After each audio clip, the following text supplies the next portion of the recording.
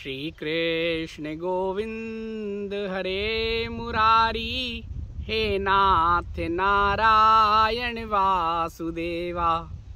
हे नाथ नारायण वासुदेव, हे नाथ नारायण वासुदेवा, हे नाथ नारायण वासुदेवा।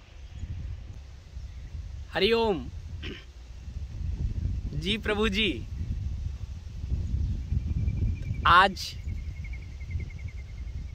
एक बार फिर आपसे अपने मन की बात, मॉरिशस की बात। आजकल हम मॉरिशस में हैं, एशिया के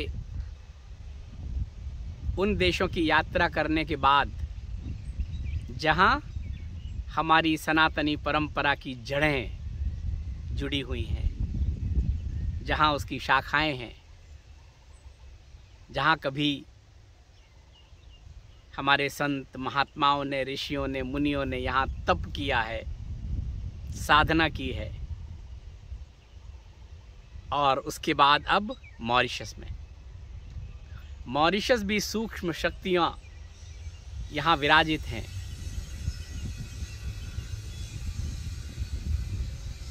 जहाँ तक भारत की बात है तो ये सब भारत का ही तो विस्तार रहा है।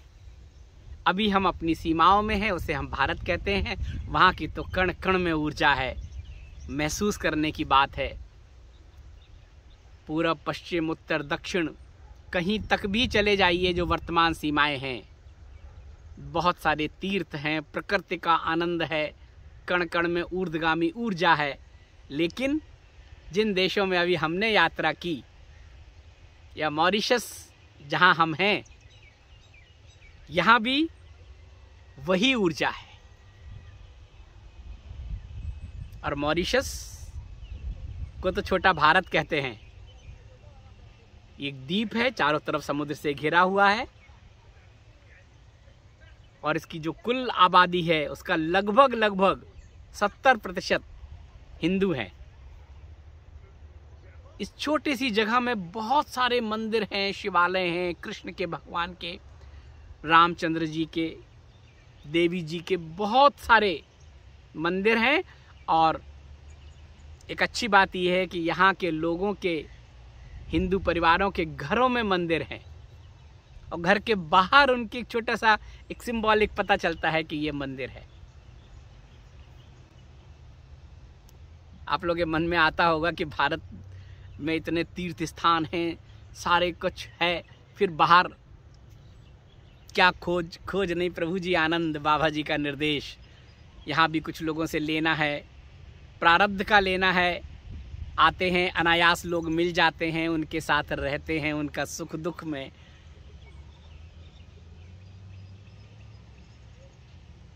बातें कर लेते हैं। कोई वैसा सत्संग नहीं करते, पब्लिक कोई यहाँ पे उस तरह के कोई आयोजन नहीं है। यहाँ तो सब कुछ 1 to 1 का है। जैसे ये हमारा इतना बड़ा YouTube परिवार है, कभी कोई मिल जाता है तो 1 to 1 हो जाता है। यहाँ पे मॉरिशस में भी जब मैं गंगा तालाब में था तो मुझे एक प्रभु जी मिले, बहुत अच्छी आत्मा, दोनों पति पत्नी, और उनकी बड़ी इच्छा थी मिलने की। सोचा था कभी हिमालय जाएंगे, वृंदावन जाएंगे, मिलेंगे, लेकिन नहीं हुआ। तो यहाँ पे गंगा मंदिर में उनसे मिलना हुआ, भाव विभोर हो गए, आनंद आया। हमारा बड़ा सौभाग्य रहा, श्री बाबा जी का शुभाशीष मिला। ऐसे ही यात्राएं हो रही हैं, सब कोई ना कोई निमित्त बनता है। जब मॉरिशस आने की बात थी, ये आज कोई सत्संग नहीं कर रहे हैं, हम अपने मन की बातें कर रहे हैं आपसे।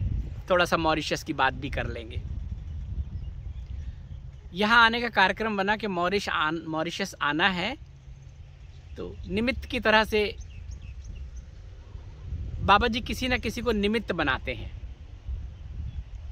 तो हुआ मॉरिशस जाना है, कहाँ रहना है।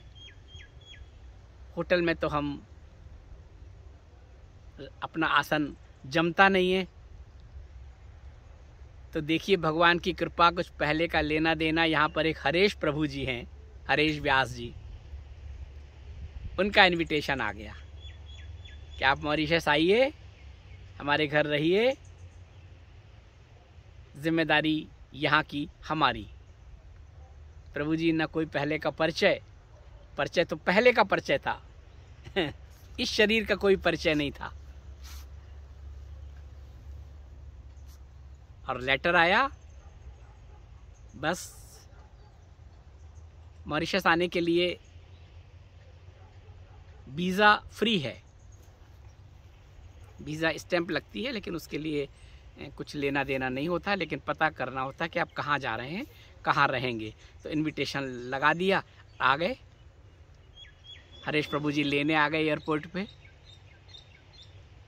और 2 महीने का प्रवास मॉरिशस में।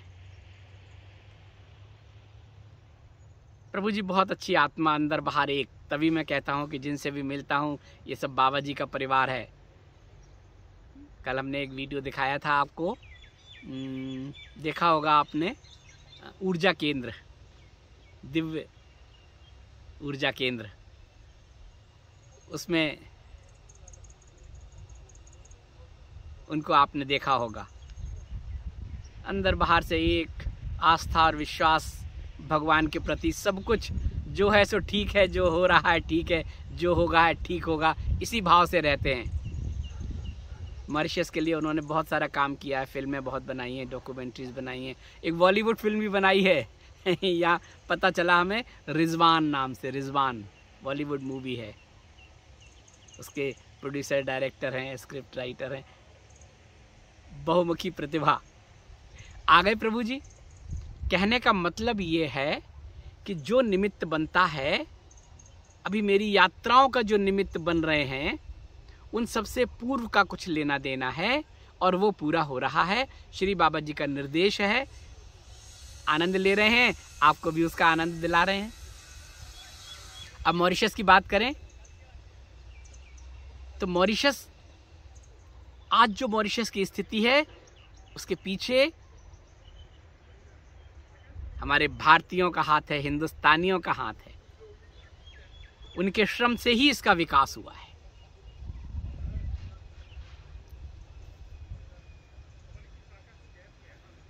आज से 200 वर्ष पहले शायद, या उससे, और भारत में अकाल पड़ा था।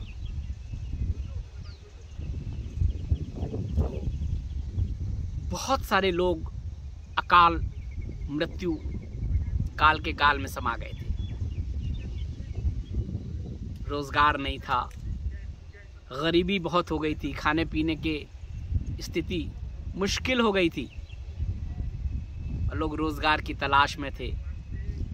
और यहाँ उस समय मॉरिशस में भी ब्रिटिश साम्राज्य,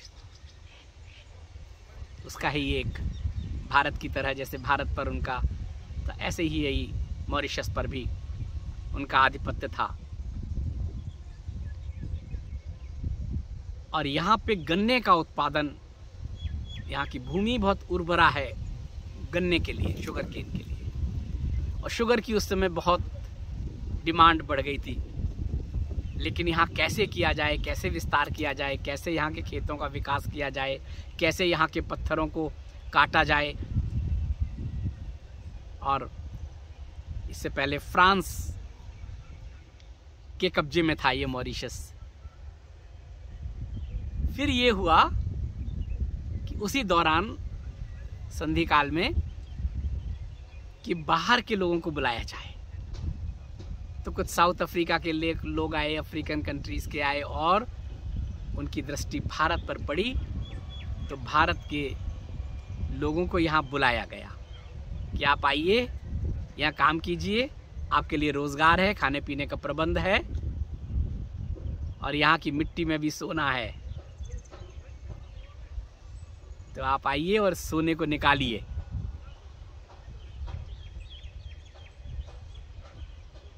हमारे भारत के लोगों को लगा कि मिट्टी के अंदर सोना है, तो बंगाल के रास्ते से पहली खेप यहाँ आई जहाज से, और दक्षिण भारत से मालाबार होते हुए यहाँ लोग आए। तो दक्षिण भारत के लोग आए, बिहार और बंगाल के लोग आए, यहाँ आके उन्होंने काम किया। एक यहाँ पे अप्रवासी घाट है, उस अप्रवासी घाट पर उनका पहला जहाज उतरा। वो लोग आए, उनकी सब व्यवस्था की गई और उसके बाद उन्हें लगा कि भारत में तो अकाल की स्थिति है, खाने पीने का नहीं है, तो लोगों को बुला लिया जाए। उसके बाद बहुत सारे लोग बिहार से, बंगाल से, साउथ से सब लोग भारत आ गए। उनके परिवार यहाँ आ गए, यहाँ बस्तियाँ बस गईं। और उसके बाद वही हुआ प्रभु जी, बंधुआ मजदूर की जैसी स्थिति हो गई। सारा दिन काम, जी तोड़ मेहनत, और उसके बाद भी उतनी मजदूरी नहीं, उसके बाद भी उन्हें इतना नहीं मिलता था कि जिससे उनका सब कुछ ठीक ठाक चले। लेकिन कोई चारा नहीं था, 5 साल का कॉन्ट्रैक्ट था उनका।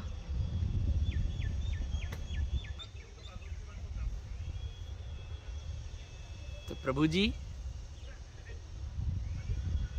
यहाँ आने के बाद उन्होंने अपने आप को भाग्य के भरोसे छोड़ दिया, भगवान के भरोसे छोड़ दिया कि भगवान ये मेरे ही कुछ किस्मत है। कुएं से निकलने की कोशिश की तो खाई में आके गिरे। बहुत लोगों ने असमय अपना शरीर पूरा कर लिया, बीमार हो गए बहुत लोग। इतना मेहनत, और उनको उस समय कुली, गिरमिटिया मजदूर कहते थे, तो कुली की संज्ञा दी गई। बस भगवान को याद करते रहे। भगवान को जब कोई याद करता है तो भगवान तो सुनते हैं। हमारे चारों तरफ पॉइंट्स हैं, कहीं ना कहीं वो सब सूक्ष्म से जुड़े हुए हैं, तो उनकी आवाज़ सूक्ष्म तक पहुंची। और यहाँ पर मॉरिशस में कुछ ऐसे स्थान थे ऊर्ध्वगामी ऊर्जा के, वहाँ सूक्ष्म शक्तियों का वास था। कभी वहाँ पे ऋषियों मुनियों ने, संत महात्माओं ने तप किया होगा, उन तक आवाज़ पहुँची। और प्रभु जी, अब मैं जो आपको बता रहा हूँ, जो मैं यहाँ महसूस करने आया था कि कैसे आस्था और विश्वास का भाव बढ़ता है, कैसे आज यहाँ पे 70% लोग, कोई कृष्ण का भक्त है, कोई महावीर का है, कोई देवी जी का है, कोई महादेव का है, कैसे उनके अंदर वो भाव जागृत हुए। इन सूक्ष्म शक्तियों का प्रभाव है। उन्हें लगा कि इस तपोभूमि को ये भारत के लोग आके यहाँ पे इसको विकसित कर रहे हैं, लेकिन कितनी परेशानी में है।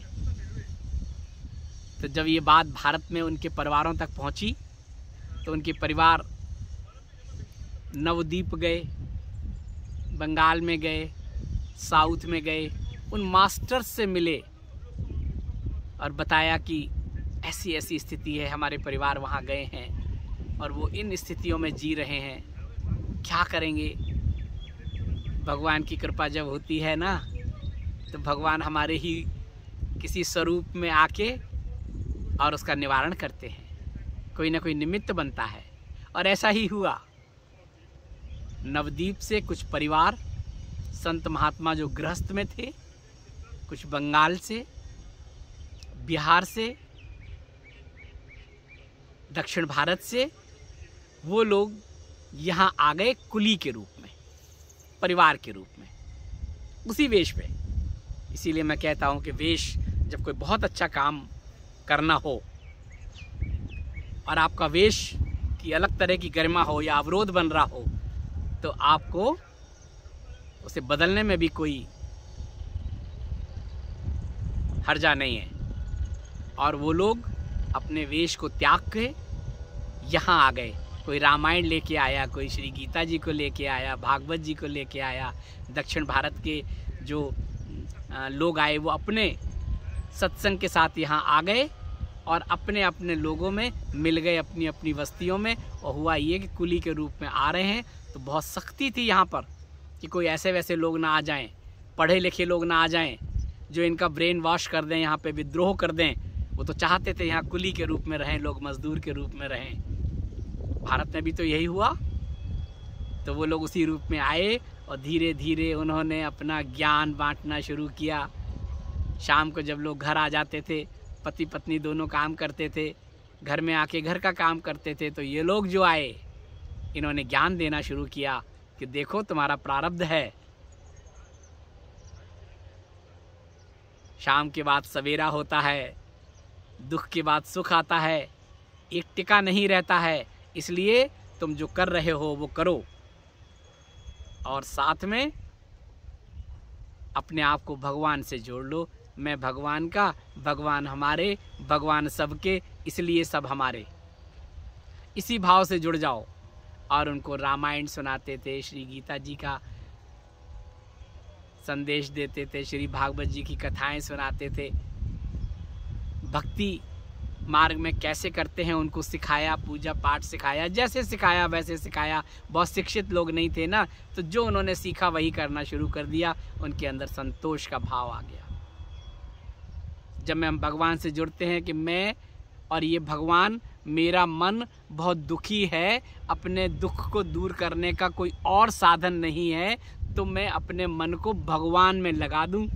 यही तो हम लोग करते हैं भक्ति भाव में। शुरू में बैठते हैं, भगवान का पूजन करते हैं, पाठ करते हैं, आरती करते हैं, कुछ समय तक मेरा मन भगवान में लगा रहे।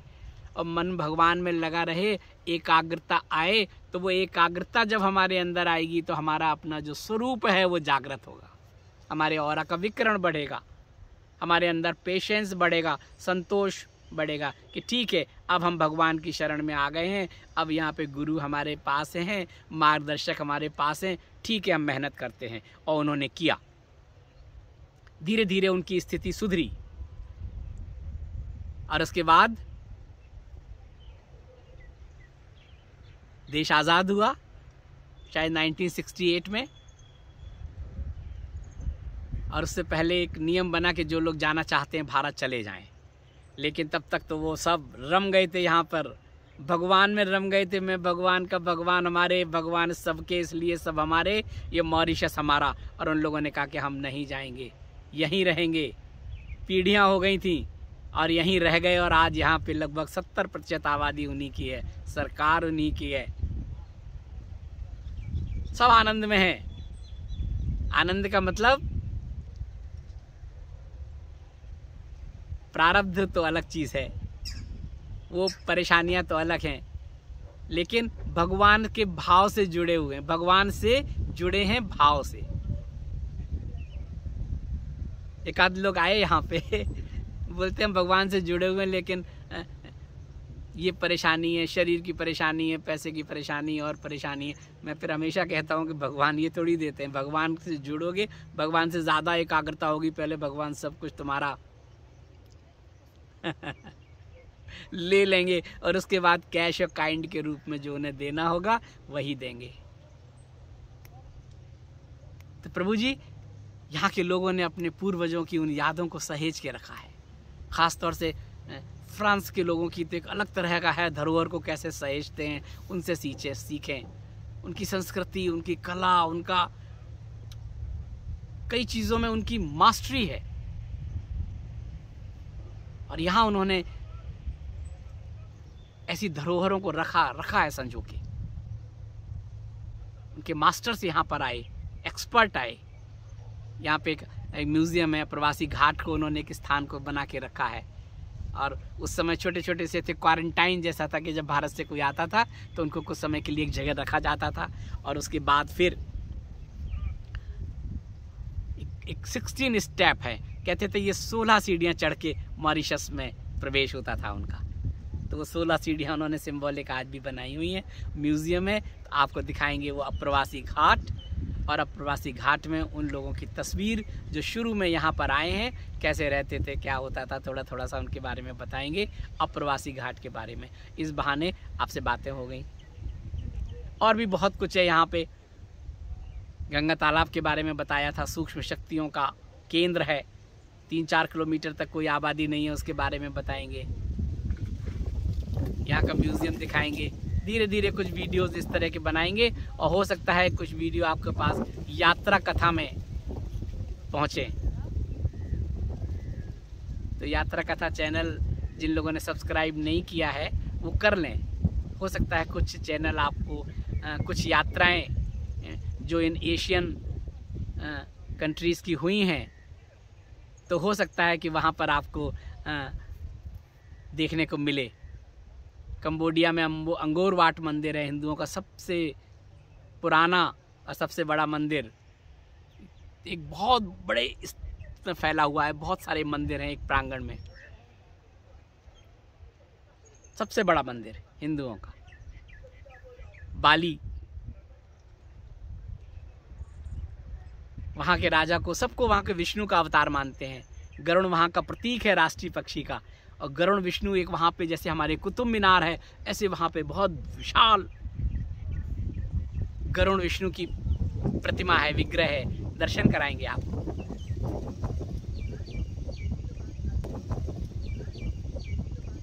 तो आज आप अप्रवासी घाट, अप्रवासी लोग जिनकी वजह से ये मॉरिशस विकसित हुआ, आज भी यहाँ पर वो केंद्र हैं, ऊर्जा के वो केंद्र हैं।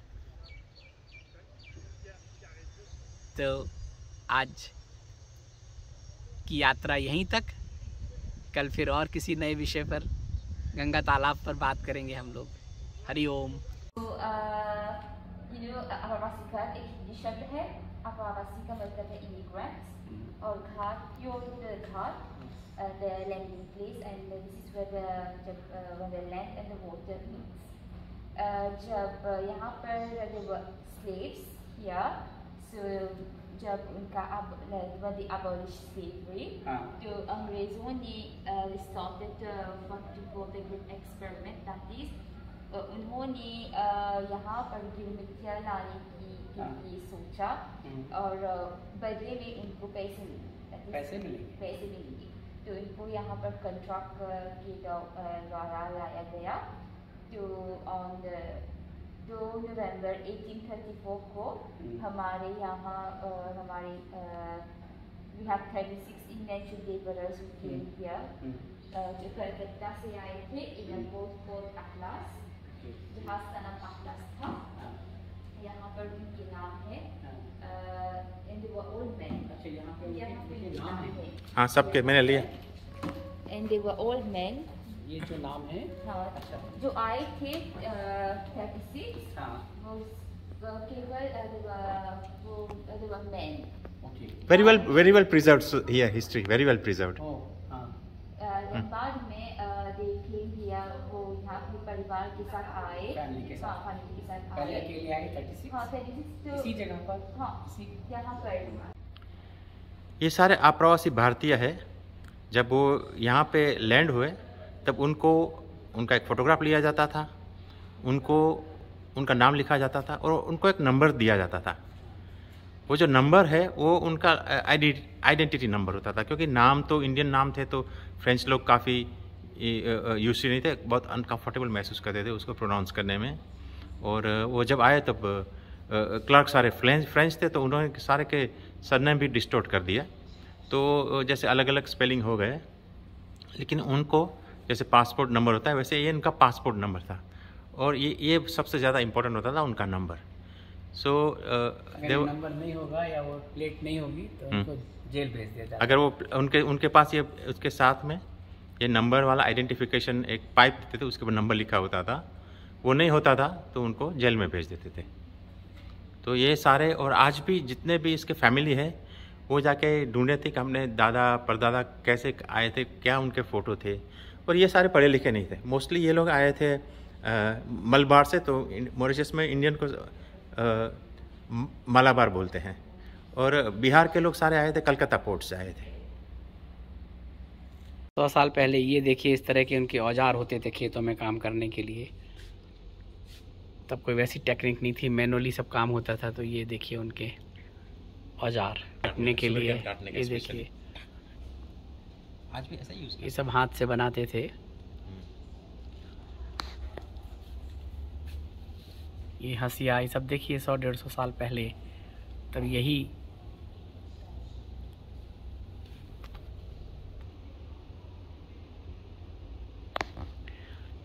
ये देखिए घर के बाहर महिलाएं और पुरुष वो चक्की चला रहे हैं। महिलाएं और पुरुष मिलकर काम करते थे घर में भी। इसका मतलब देखिए ये फ़ोटो से ऐसा लगता है कि दोनों दिन में बाहर काम करते होंगे और घर आके भी फिर घर के लिए भी मिलकर काम करते होंगे। ये चक्की है, देखिए इनका एक घड़ा। ये रामायण, तो जो भी वहाँ के लोग आए रामायण साथ में लेके आए, यही इनका सहारा होता था। क्योंकि आए तो उनको लालच दिया गया था कि यहाँ आके पत्थर खोदोगे उसके नीचे सोना निकलेगा, लेकिन उनको पत्थर निकाल के यहाँ को मॉरिशस का विकास करना था, इमारतें बनानी थी, तो उनका इस्तेमाल किया। तो उनके पास कोई रास्ता नहीं था, कॉन्ट्रैक्ट पर आते थे 5 साल के लिए। तो यही उनके लिए एक रामायण ही उनका सहारा था, उनका संतोष, उनका पेशेंस, उनकी आत्मशक्ति को बढ़ाने का। यहाँ पे आज से 8-10 साल पहले खुदाई की थी तो मिले थे, और उससे पहले भी काफ़ी के घरों में भी ये बर्तन पाए जाते थे जिनकी फैमिलीज होती थी। तो आप देख लीजिए जो सारे भारतीय तरह के बर्तन थे।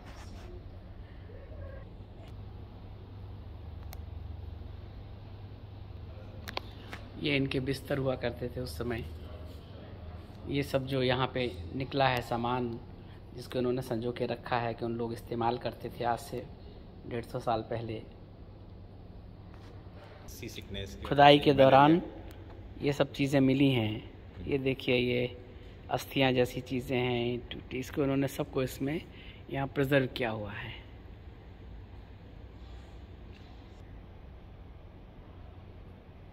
भारतीय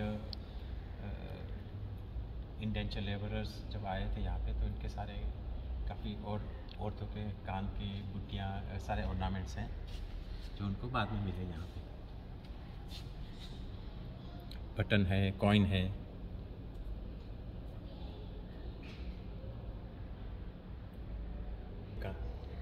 ये इंडियन हुक्का है, वो लोग लेके आए होंगे यहाँ पर, तो उसके अवशेष मिले हैं। तो देखिए उन्होंने पूरा संभाल के रखा है।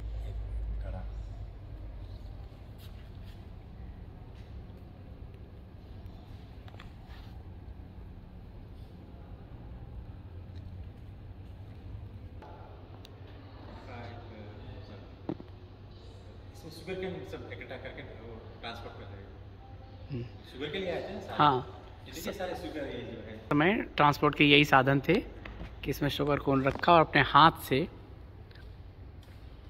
यहाँ पर वो खुद इसको ले जाते होंगे। जैसे कोलकाता में आज भी है कि आप बैठते हैं और उसके बाद आपको वहाँ के आदमी अपने कंधे पर ही रख के ले जाते हैं। तो ये देखिए, पहले ये लोग अकेले आए, उसके बाद परिवार के साथ आए, बच्चों को लेके आए। और देखिए ये उस दौरान किसी ने फ़ोटो खींचा होगा। ये तो कोई फिल्म होती थी उसका फोटो।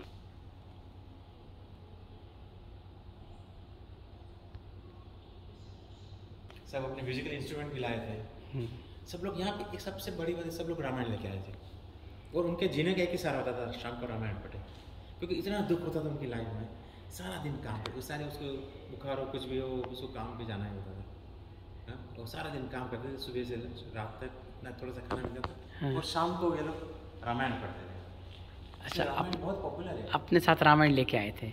मॉरिशस में आज भी रामायण बहुत पॉपुलर है। बिहार में सब रामायण लेके मंगलवार को पाठ करते हैं, वैसे भी करते हैं रामायण। रोज शाम को वो लोग इकट्ठा करके रामायण का पाठ करते हैं।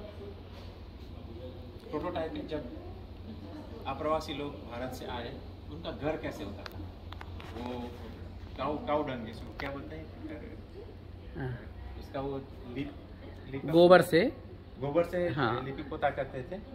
बाहर से अनाज के लिए वो ग्रेन करते थे। ये शुगर केन की जो पत्तियां होती हैं उसको उन्होंने उससे ये बनाया और गोबर से ऊपर से लिपाई कर दी। ये देखिए ये शुगर केन की पत्तियां और लिपाई करी, और ये उनका ये किचन होता था।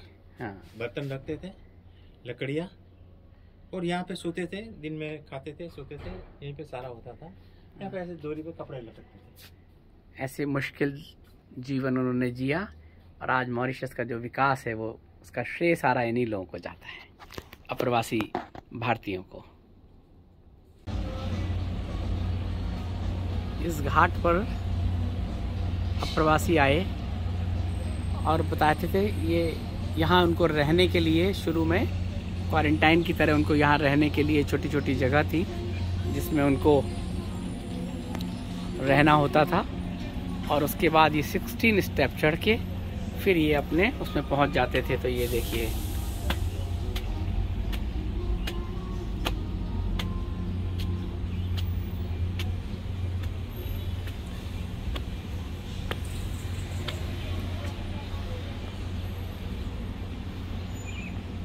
यहाँ इनको शुरू में ठहराया जाता था। मॉरिशस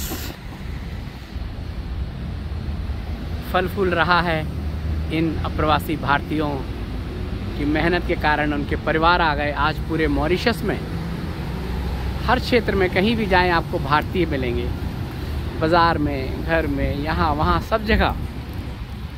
उनके परिवार पीढ़ियों से यहाँ आ गए हैं, यहाँ के नागरिक हो गए हैं और यहीं रहते हैं।